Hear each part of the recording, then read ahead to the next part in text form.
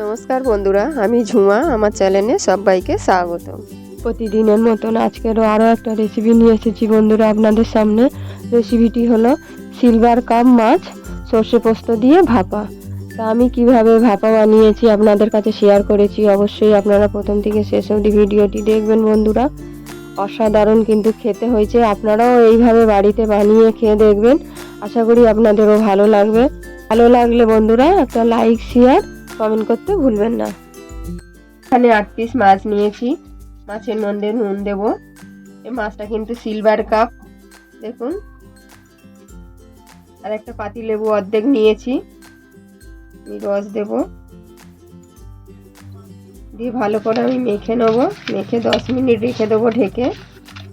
আমি ভালো করে মেখে নিয়েছি।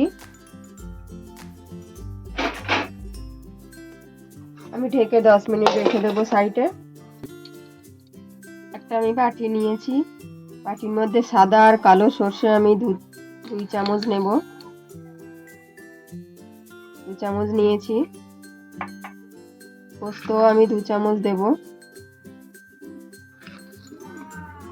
দিয়ে ভালো করে ধুয়ে নেব। 2-3 বার ধরে ধুয়ে নেব পোস্ত।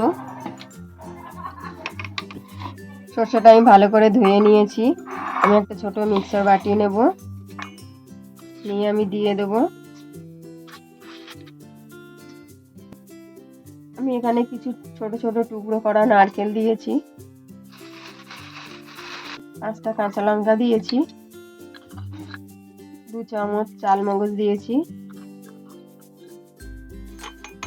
দিয়ে ভালো করে আমি বেটে নেব। ভালো করে মিহি করে আমি বেটে নিয়েছি। এবার যে মাছটা আমি 10 মিনিট মেখে রেখেছিলাম লেবু রস আর নুন দিয়ে, সব মশলাটা আমি দিয়ে দেব। মশলাটা আমি দিয়ে দিয়েছি। এখানে অল্প আমি দই দেব। 2 চামচের মতন দই দিয়েছি। এখানে লাল লঙ্কার গুঁড়ো দিয়েছি। যেহেতু কাঁচা লঙ্কা দিয়েছি এই জন্য এটা ঝাল লঙ্কা অল্প দেব।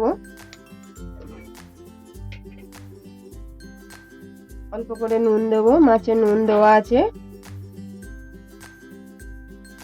এখানে আমি আরো 4টে কাঁচা লঙ্কা দেব। নুন লঙ্কাটা আপনাদের পছন্দ মতন দেবেন, যেরকম খাবেন। এখানে সর্ষের তেল দেব। তেলটা বেশ পরিমাণ মতন দেব আমি। দিয়ে ভালো করে মেখে নেব সব মাছের গায়ে। আমি অল্প পরিমাণ হলুদ দেব। দিয়ে ভালো করে আবার মেখে নেব।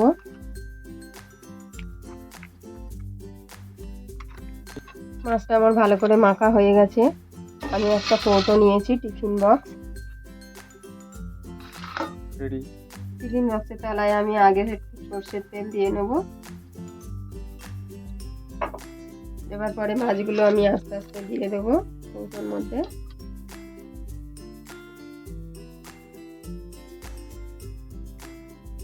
আমার টিফিন বক্সটা একটু বড় সাইজ হয়ে গেছে, আপনারা চাইলে ছোটও নিতে পারেন।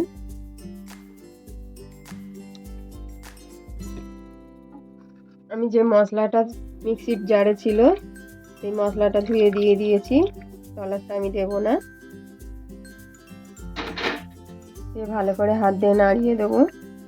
খুব বেশি জল দেবেন না। মশলাটা হাত ধোয়া যেটুকু লাগবে সেইটুকু দেবেন।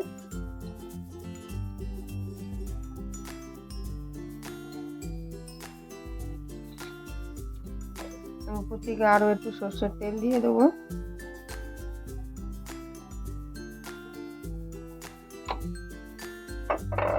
দিয়ে আমি ঢাকনি বন্ধ করে দেবো। গ্যাস অন করে কড়াই বসিয়েছি। কড়াতে আমি জল দেবো। অল্প জল দিয়েছি। আমি একটা স্ট্যান্ড বসিয়েছি, আরো অল্প জল দেব। স্ট্যান্ডের উপরে আমি বক্সটা বসিয়ে দিয়েছি।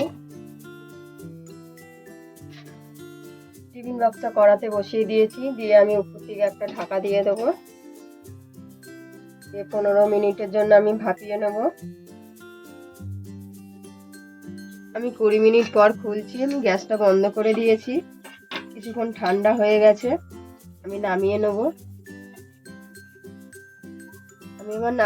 ঠান্ডা হয়ে গেছে কিছুটা।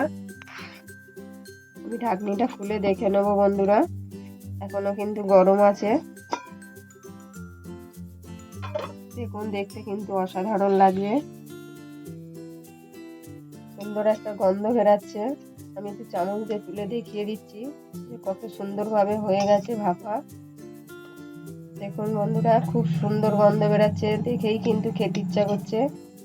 আপনারাও এইভাবে বাড়িতে বানিয়ে খেয়ে দেখুন, আশা করি আপনাদের ভালো লাগবে। দেখে যদি ভালো লাগে বন্ধুরা, একটা লাইক শেয়ার কমেন্ট করতে কিন্তু ভুলবেন না।